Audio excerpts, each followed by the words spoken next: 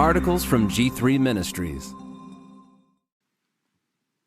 Medical report: The Physical Death of Jesus Christ, written by Chip Thornton. While researching to write a paper in seminary, I stumbled across an obscure footnote in a book. It cited an article titled, quote, "On the Physical Death of Jesus Christ," close quote. It was in the Journal of the American Medical Association, which I knew to be a reputable, peer-reviewed medical journal. Now you can find the article online. In those days, it wasn't so easy. I had to drive to a medical library to look it up. A medical doctor, William D. Edwards, with the help of a divinity student, had examined the last hours of Jesus Christ and rendered a medical opinion. Based purely on the biblical data, Dr. Edwards' article highlighted two words from Mark chapter 15, verse 15, scourged and crucified. Scourging. Scourging was a violent Roman torture intended to weaken the victim with trauma and blood loss. It was done in different ways, but often the victim was tied, arms extended, to an upright post.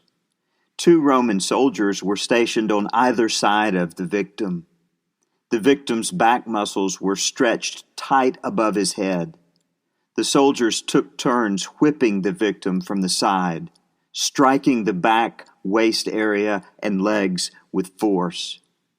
The whipping instrument, called a flagellum, consisted of a handle from which extended several leather thongs. Small pieces of bones, iron balls, or sharp shards were affixed to the end of the leather thongs. The soldiers would strike, tear into the subcutaneous flesh, twist, and peel back the skin, exposing the skeletal muscle. It was not uncommon to misstrike the victim and have the leather thongs wrap around the face and eye areas. We are not told how many stripes Jesus endured, but it sufficiently weakened him to the point that he could not carry his own cross. Crucified. Crucifixion was designed to inflict maximum suffering and death. Weakened by the scourging, the victim was thrown down on the crossbeam, arms extended. The wounds on his back would have been caked with dirt, dust, and splinters. A nail between 5 and 7 inches was hammered either 1 between his 2 wrist bones or 2 into his palms. The nail was strategically placed to sever the median nerve, causing exquisite pain and partial paralysis of the hand. Most renderings depict this by showing the victim's hand curled into a claw-like position. The victim was hoisted up. Searing pain would ensue as damaged nerves sent pain screaming throughout the arms and chest. Once hoisted, the soldiers placed the feet one on top of another.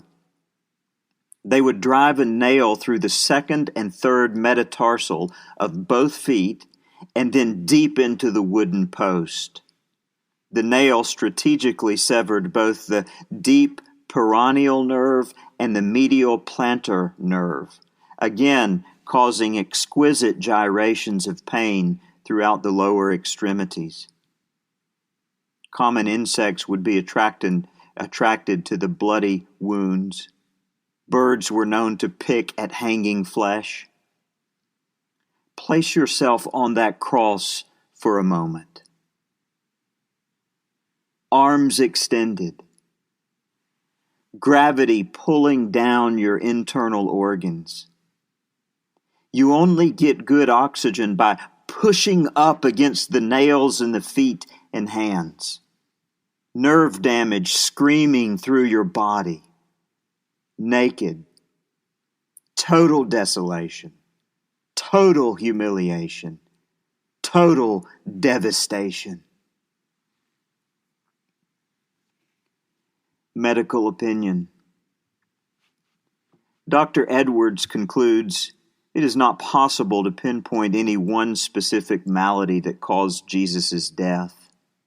Quote, it may have been multifactorial and related primarily to hypovolemic shock, exhaustion, asphyxia, suffocation, and perhaps acute heart failure.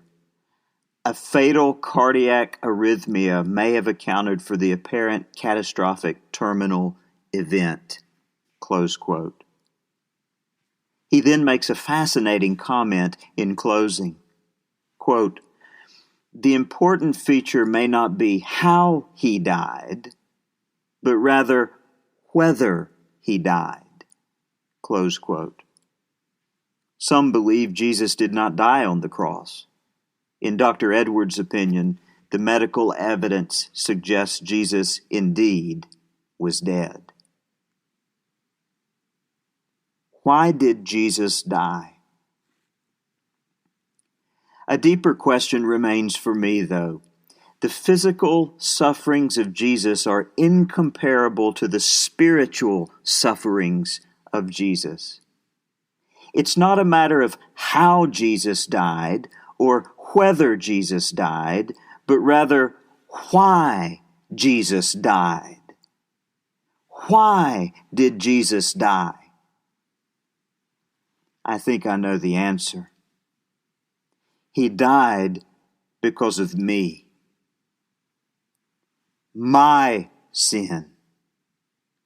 That should be me on the cross, not him. That should be my back scourged, not his. That should be my median nerve severed, not his. That should be my humiliation, my nakedness, my punishment. That should be my crucifixion, not his. Jesus died to glorify God's perfect justice toward my sin.